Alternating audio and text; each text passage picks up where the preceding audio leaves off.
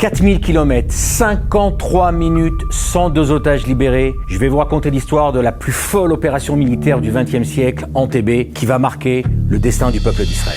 27 juin 1976, le vol 139 d'Air France va de Tel Aviv à Paris. 256 passagers à bord, des Français mais aussi des Israéliens. Escale à Athènes où à l'embarquement, la sécurité fait une erreur tragique. Elle laisse monter 2 hommes, 2 femmes, des terroristes armés. Cela va changer le cours de l'histoire.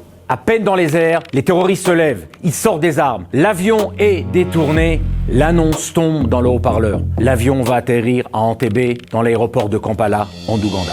À la tête de l'opération, des terroristes palestiniens et allemands. Arrivé à Entebbe, le chef des terroristes allemands, Wilfried Bozes, va faire quelque chose d'ignoble. Il va prendre les passeports, il va sélectionner les gens, Monsieur Durand à droite, Monsieur Cohen à gauche. Les otages non juifs vont être libérés plus tard, les otages juifs vont être retenus.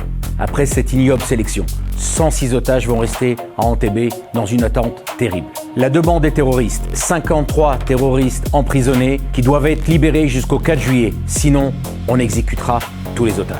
Les terroristes vont voir le commandant de bord, Michel Bakos, et lui proposent de partir. Vous n'êtes pas juif, vous pouvez y aller. Et là, à ce moment-là, il va réunir son équipage pour dire « Je reste, est-ce que vous voulez rester ?» Je savais parfaitement ce que cette séparation voulait dire. Je n'allais pas m'enfuir et abandonner mes passagers à leur sort. Pour moi, ce n'était pas seulement un devoir, mais des valeurs essentielles de décence et d'humanité. Tout l'équipage a suivi. Stop! C'est un avion d'Air France. Il y a des ressortissants français. Qui doit aller les chercher? Paris se tait. L'ONU se tait. Un seul pays réagit. L'État d'Israël. Parce qu'il y avait des Juifs à bord qui menaçaient d'être exécutés. Et cela suffisait. Rabin, le Premier ministre, hésite. Shimon Peres le pousse. Les généraux planchent. Est-ce qu'on pourra réussir une opération dont on n'a jamais imaginé l'ampleur? Et là, un miracle. On s'aperçoit que l'aéroport d'Entebbe avait été construit par une entreprise israélienne. Nous ramassons tous les détails techniques pour les donner à l'armée afin de préparer l'opération militaire. Et voilà les pronostics pessimistes de Tsahal. 60% de chances de perdre 30 soldats et d'avoir 30 blessés. Les soldats le savaient et pourtant, ils sont quand même montés dans l'avion.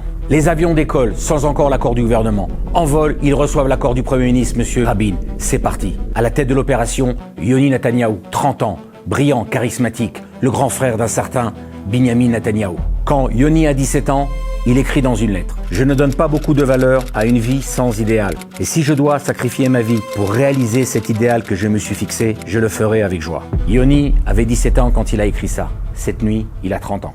Shabbat, 3 juillet 1976, à quelques heures de l'ultimatum. 4 avions Hercule 130 décollent de Tel Aviv. À leur bord, 225 commandos israéliens. Les avions volent à basse altitude, sans communication, sans radar. À Entebbe, les otages ne se doutent de rien. 4 juillet, minuit et 1 minute. Les avions vont s'opposer avec une première mondiale. Sans éclairage, sans balise au sol. Et là, la botte secrète de Tsahal. Une Mercedes noire, exactement celle du président ougandais Amin Dada, se pose. Habit ougandais, uniforme ougandais, la Mercedes s'approche. 2 gardes ougandais, à quelques mètres du terminal, sortent vers eux. Un gardien sent qu'il y a quelque chose qui cloche. Il lève son arme. Yoni va tirer le premier avec un silencieux. Le deuxième garde lève son arme. Amos sort son arme et cette fois-ci sort une rafale. Ça y est, l'effet de surprise est arrêté. Mais les soldats continuent. Ils courent vers le terminal pour aller sauver les 106 passagers. Minuit, 2 minutes 51 secondes, soit 1 minute et 51 secondes après l'atterrissage, les soldats de Tsahal sont déjà à l'entrée du terminal pour réaliser cette incroyable opération. Ils sprintent vers le hall des otages. Yoni dirige et devant envoie ses soldats. Les soldats arrivent devant les portes, défoncent les portes, lancent des grenades, tirent en rafale. Et au mégaphone, en français, en anglais, en hébreu, ils crient « Couchez-vous, nous sommes Tsahal, nous sommes venus vous ramener à la maison ». Et dans la fumée, 2 personnes se lèvent. Ils lèvent les mains en l'air. Un soldat de Tsahal hésite et d'un coup, il voit une grenade attachée. Il tire le premier, il va les abattre. Une seconde de plus d'hésitation et ça aurait été une véritable catastrophe. L'opération entière a duré 53 minutes. 53 minutes. 102 otages libérés. Mais la liberté, hélas, a un prix. 3 otages perdent la vie dans le combat. Jean-Jacques Mimouni, Pasco Cohen, Ida Borovitch et une 4e Dora Bloch, hospitalisée à Kampala, sera assassiné par le régime ougandais d'Amin Dada après le raid. Un seul soldat israélien va tomber. À la fin de l'assaut, on entend dans le terminal « Un médecin pour Yoni !» Touché à l'extérieur du terminal, en donnant ses ordres à ses soldats, il a pris une balle dans la poitrine. Il tombe, ses soldats ne savent pas encore qu'il a été touché. L'enfant de 17 ans qui avait écrit « Et si je dois sacrifier ma vie, je le ferai avec joie » a hélas tenu sa promesse.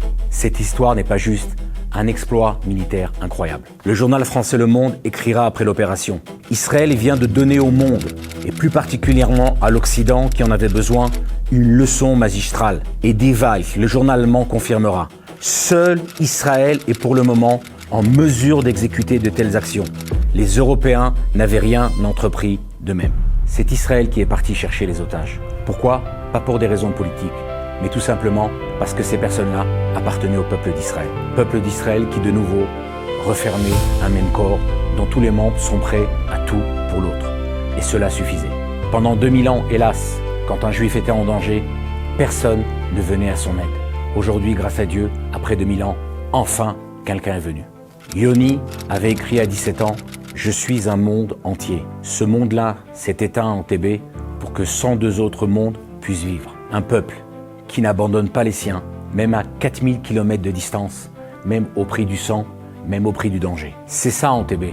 Pas seulement une spectaculaire démonstration de force, mais surtout un incroyable sentiment d'appartenance à un collectif, à un peuple, à une histoire.